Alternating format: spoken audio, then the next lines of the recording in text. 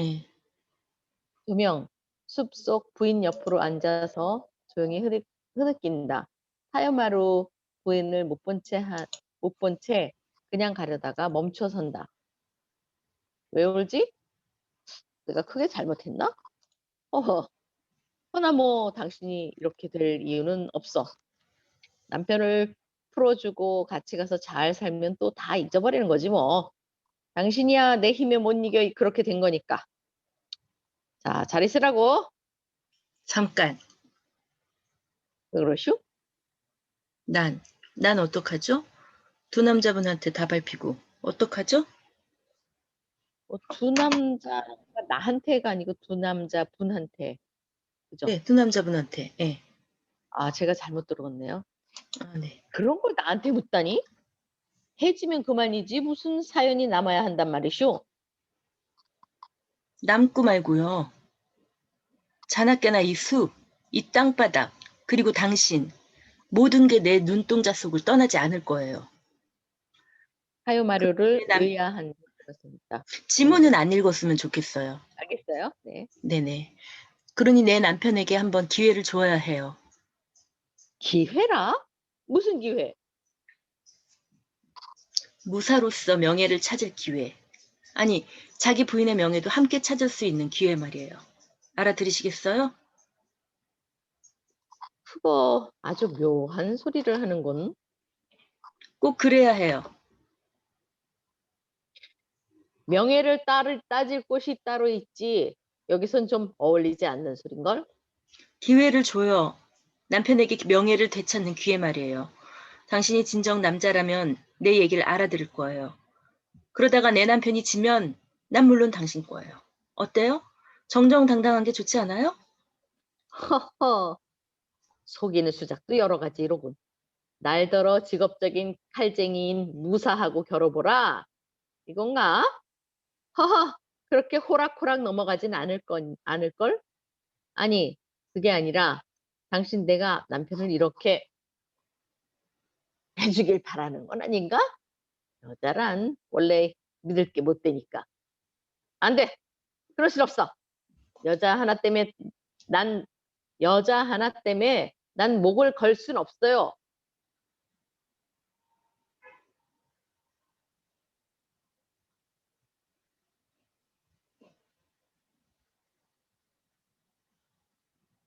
자, 요거는 읽을게요. 여자 그래. 멍한 눈으로 산적 타요마루를 보고 있다가 갑자기 땅바닥을 기어 칼을 짚는다.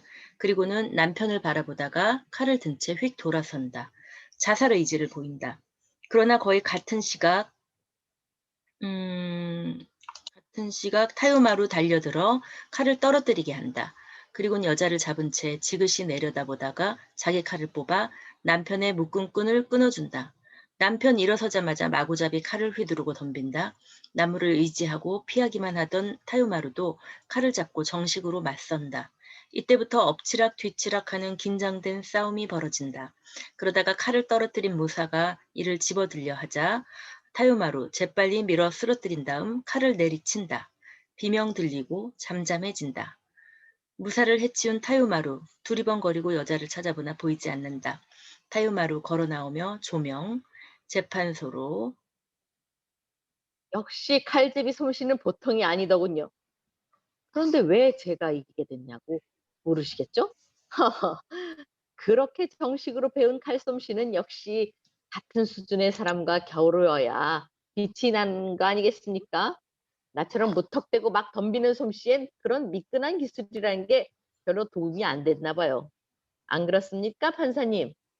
물론 나도 죽을 고비를 몇 번이나 넘겼죠. 예? 예. 여자 말입니까? 어디로 갔는지 보지도 못했고 찾을 생각도 없었습니다. 참, 그 여자가 가졌던 장독칼은 꽤 값이 나가던데요. 네. 네. 말도 멀거니 그냥 있길래 타고 다녔죠. 자꾸 여자에 대해서 물으시는데 좀 별나게 생겨먹은 여자다 하는 생각은 했었죠만 별스러우면 얼마나 별스럽겠어요. 결국은 여자니까요. 그래서 싸움을 하고 나선 별반 욕심도 일어나지 않았어요. 원 듣자 듣자 하니까 별 말 같지 않은 소리를 다 듣는구먼. 아 그래 그놈이 여자를 그냥 내버려 뒀단 말이오? 도망은 가든 말든? 그럼 어떡해? 잘 찾아보라고 그래요. 어느 골짜기에 분명 한 많은 시체로 묻어 있을 거예요. 죽이지 않았어, 그 여잔. 재판소에 불려 나왔는걸? 어이구, 그래요? 타요마루도 멀리 피하지 못하고 잡혔대요. 그럼 인제 일은 다 끝났구먼. 아니, 타요마루가 고백했겠다. 여자가 증인으로 나왔겠다. 타요마루 모가지만 댕검하면 되는구먼. 시간 문제야, 그건. 뭐야 저건? 이건? 까마귀예요. 저놈은 어디 숨었다가 사람 모가지 떨어진다는 소리만 들으면 저렇게 수선을 피우거든요. 허이! 허이! 그렇지만 여자는 타요마루를 범인으로 몰아세우질 않았어. 그와는 다른 소리를 하던데. 어떡해요? 산적이 다 털어놨는데도 딴소리를 하더라 이겁니까? 글쎄 그렇다니까? 외모도 내가 보기에는 좀 틀리던걸. 그렇게 막대거나 비꼬인 여자 같지는 않더란 말이오. 어떤 점이 그렇던가요? 몸매가 아주 희한하던가요? 우선 얼굴이 아주 섬세하고 우선 약해 보이 아, 우선 얼굴이 아주 섬세하고 약해 보이던데 게다가 눈빛이 아주 애잔해서 보는 이들을 감동케 하는 데가 있더란 말이오. 허. 조명 부인의 얼굴, 나생문 F 아웃되고 재판소로 옮겨진다. 부인 바닥에 얌전히 앉아있고 그 옆에 노파가 무릎을 꿇고 판사를 향해 굽실거리고 있다. 높아하실래요? 아니요, 그 다음 그냥 이렇게 제가 하죠. 네. 높아할게요. 예. 네. 그렇고 말고요. 재판장 날이 얘는 어리 나가 버린 거예요. 놀래서 정신을 못 차리고 있어요. 아이고, 얘 어떤 딸인데 내가 이거 하나 길러서 그저 발바닥에 흙 묻을 세라 하고 기르는데 그러니까 더더욱 기가 막히군요. 신령님이 특별히 점지하셨는지 사쿠라 필 때를 낳아서 온통 꽃무늬 있는 화사한 옷만 입혀서 기르고 예? 아 예예. 송구스럽습니다요. 이 늙은 것이 수다가 좀 길었군요. 길었나 보군요. 네, 그렇습니다. 죽은 사람은 틀림없이 저의 남편입니다. 다케히코라면 알 만한 사람은 다 아는 무사죠. 재산도 남부럽지 않은 사람이고요. 에이구, 그러니 저러니 저렇게 객사를 했으니 장례식엔 집에 가둬둔 동물이나 모조리 방생해야겠어요. 생전에도 워낙 착했던 사람이니까 좋은 데로 가야지. 가야겠지만 그래도 가슴 아픈 거야. 뭐 마찬가지죠. 도무지 못할 짓이라고는 한 게 없는데 왜 그렇게 끔찍하게 죽어야 합니까? 그러니 재판장 날이 흉악한 죄를 지은 놈은 그저 가차없이 주십 다스려 줍시오. 사정 볼 거 없고 말고요. 예, 예, 혼인이 난 지는 4년이 되었습니다. 결혼식도 남부럽지 않게 했어요. 워낙 가문이 워낙 약쪽 가문도 가문이었지만 쟤한테 마음을 쏟는 자네들이 한둘이었어야 말이죠. 그래 여럿을 놓고 봤는데 우리 집안에 어울릴 신랑은 역시 다치이코밖에 없을 듯 싶었고 또 그 청년이 그중 열렬했고 해서 그쪽으로 키운 것인데 어머니, 그래서 그쪽으로 왜 그러냐? 죽은 사람을 앞에 놓고 재판소에서 그런 얘기가 무슨 소용이에요? 재판소니까 그렇지. 재판소라는 데는 무슨 말이고 아는 얘기는 다 쏟아놔야 되는데 아니냐? 내가 그만둘 것도 모를 줄 아니? 그만한 것도 모를 줄 아니? 그렇다면 바른 말씀을 해주셔야죠.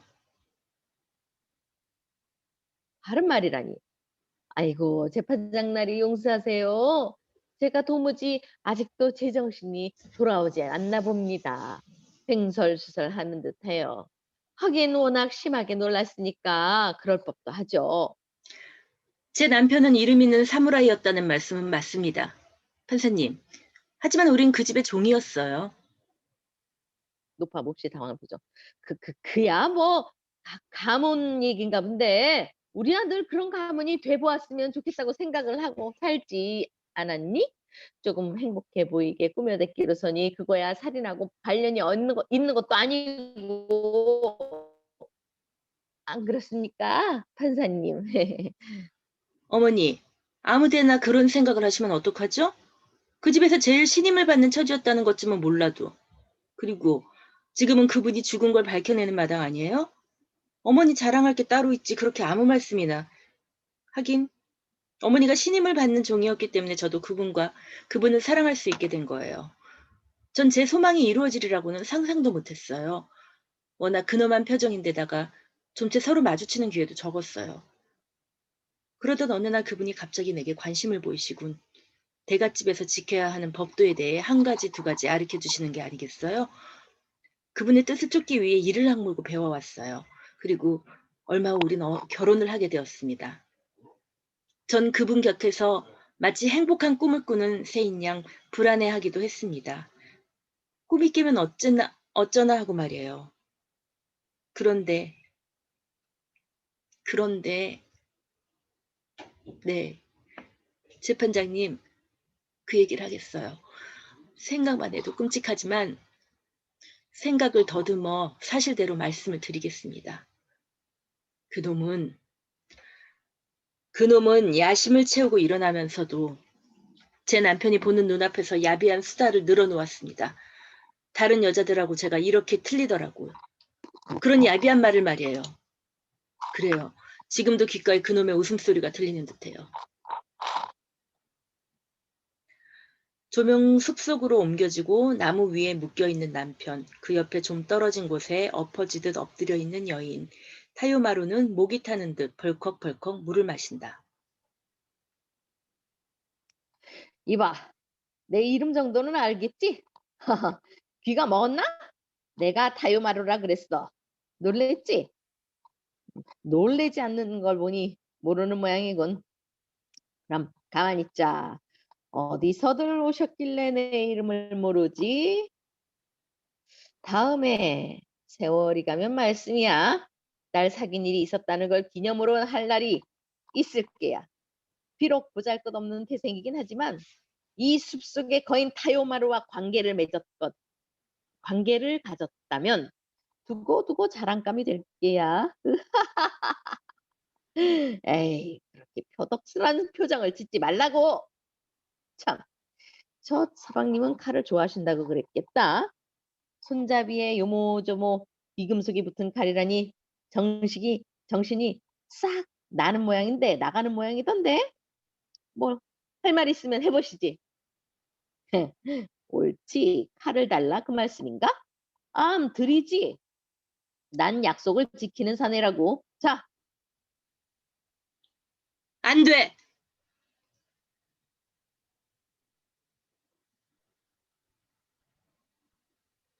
이봐. 당신 남편을 내 처치해버리는 게 당신한테 오히려 편한 줄 알았는데. 짐승만도 못하는. 뭐야? 날 욕해? 지금 이 지경에서 날 욕해? 이 칼을 보고도? 짐승만도 못한 놈. 그래, 난 짐승이다. 짐승이고 말고. 근데 넌 짐승이 돼볼 수 없느냐? 한 번쯤 짐승이 돼볼 수 없어? 타요마루 무슨 생각을 하는지 두 사람을 번갈아 바라보다가 돌아서서 숲속으로 터벅터벅 걸어 들어간다. 여보, 갔어요. 그놈이 재빨리 도망하고 말았어요. 여보, 결국 우린 죽지 않았어요. 당신한테 너무 과학한 시련이었지만 그래도 당신의 그 위력 앞에는 어쩔 수가 없었나 봐요. 일어나세요, 여보. 아니, 왜 그러시죠? 무슨 생각을 하시는 거예요? 왜 그런 눈으로 쳐다보기만 하시죠? 당신 절더러 잘못했다는 눈빛이에요. 그렇지만 어떻게 여보, 당신이 당신이 절 나무라시는 뜻이라면 알겠어요. 당신의 뜻을 알겠어요. 그러니 그런 눈으로 바라보지만 마세요. 자요, 여기 칼이 있습니다. 당신이 제게 뭔가 추궁하시는 눈빛이라면 차라리 당신 손에 죽겠어요. 그러니 이상스런 당신의 눈빛을 보느니 차라리 죽겠다고요. 남자 움직이지 않고 앉아있다. 여보, 이 모든 것에 대해 저만 나무라신다면 당신은 잔인해요. 대답을 좀 하세요. 제 힘으로는 어떻게 할 수가 없었지 않아요? 마치 대꾸조차 할 수 없을 정도로 천해 보인다는 표정이시네요. 여보, 그래도 난 당신의 아내 아니에요. 뭔가 얘기를 좀 해주세요. 당신이 그토록 경멸하는 눈빛은 처음 보겠군요. 그게 일생을 같이 하는 아내를 보는 눈인가요? 아니면 다시 하인 딸로 돌아간 여자를 보는 눈인가요? 여보, 전 당신의 뜻을 들어야겠어요. 말을 하세요. 소리를 지르세요. 아니면 이 가슴을 찌르기라도 하세요. 어서요. 어서요. 여자 울기 여자가 울기 시작하자 시작하자. 재판소를 비추고 노파 힘없이 들어오는 딸을 바라본다. 노파 팔을 벌려 딸을 맞아들이고 여자 어머니 무릎에서 다시 울기 시작한다. 그렇게 한참을 있다가 노파 재판장의 말에 놀란 듯 딸을 일으켜 앉힌다. 아니, 예. 물어보겠습니다. 예. 재판장님이 재촉하신다. 할 말이 그것뿐이냐고? 그리고는 전 정신을 잃었습니다. 다시 깨어났을 땐 남편이 이미 죽어 있었고요. 가슴에 칼이 꽂혀 있었어요. 네, 그래요. 제가 죽인 거예요. 제가 사람을 죽인 거예요. 전 정신없이 숲속으로 뛰어들어갔어요. 어디 연못이라도 있으면 빠져버리려고 했지만 시냇물까지도 절 비웃는 듯했어요. 전 죽을 자격조차도 없는 여자인가 봐요. 재판장님, 전 죽을 수밖에 없는 여자인데도 그때 죽지 못했어요. 그것뿐입니다. 제가 할 수 있는 얘기는. 조명 여자를 숨타다가 페이드 아웃. 조명 비오는 나생문을 비춘다. 수도승, 나무꾼, 가발장이 계속 모여 앉아 진이마, 얘기를 나누고 조명 있고 비오는 날. 그러니까 그 여자가 아주 불쌍한 표정을 짓고는 난 죽어야 해요. 죽을 수밖에 없는 여자예요. 이랬단 말이요. 근데 그 여자 얼굴에서 나는 잊을 수 없는 무언가를 읽었거든. 당연하죠. 여자가 햇빛한 얼굴로 눈물을 보였다면 남자들이야 감동을 했을 게 틀림이 없고 말고요. 여자들이란 게 눈물 빼면 뭐 있나요? 100번이면 100번 멍청한 남자들이야 넘어가는 게 당연하고 말고요. 내 얘긴 그게 아니요. 왜 자기가 저지르지도 않은 죄를 뒤집어 쓰려는지 그걸 모르겠단 말이오. 무슨 말씀을 스님께서 그 속을 어떻게 아십니까요? 여자 속셈을 알 수 있는 남자가 세상에 어디 있느냔 말이에요. 분명히 동정을 사려는 수작일 거예요. 보세요. 스님도 벌써 넘어간 게 아니에요? 눈물을 쭈르륵 쏟으면서 내가 죽였어요. 네, 죽여주세요. 네. 이러고 나서면 그 참 그런 여자 목을 자르기가 쉽습니까? 그런 여자를 끌어내서 교수형시킬 남자가 그렇게 많겠나고요. 저 사람 얘기 깊이 들으실 필요 없습니다, 스님. 억지를 쓰는 거예요. 아니야. 저 사람 얘기라고 털어놓고 틀린 건 아닐게요. 또 한 사람의 증언은 또 달랐으니까. 누굽니까? 또 나온 이는? 영혼의 중개인이 없어. 응? 죽은 사람을 불러내서 영혼에게 물어본 거지. 영혼의 중개인이 있어라는 말 아니야?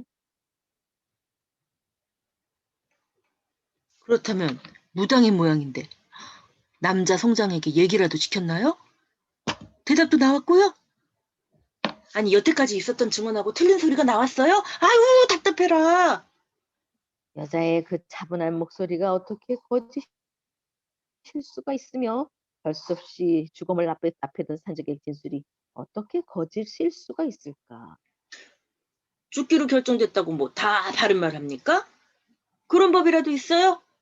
죽음을 앞에 두고는커녕 죽은 다음에도 거짓말이야 하는 법이죠. 자, 그만큼 뜸 들였으면 얘기를 해주쇼. 귀신 얘기하니까 산 사람 얘기보다야 희한할 게 아니겠어요. 자, 어서 시작하세요. 조명 다시 법정으로 옮긴다. 머리를 풀고 신대를 잡은 무당, 눈을 치뜨고 용을 쓰며 대를 흔든다.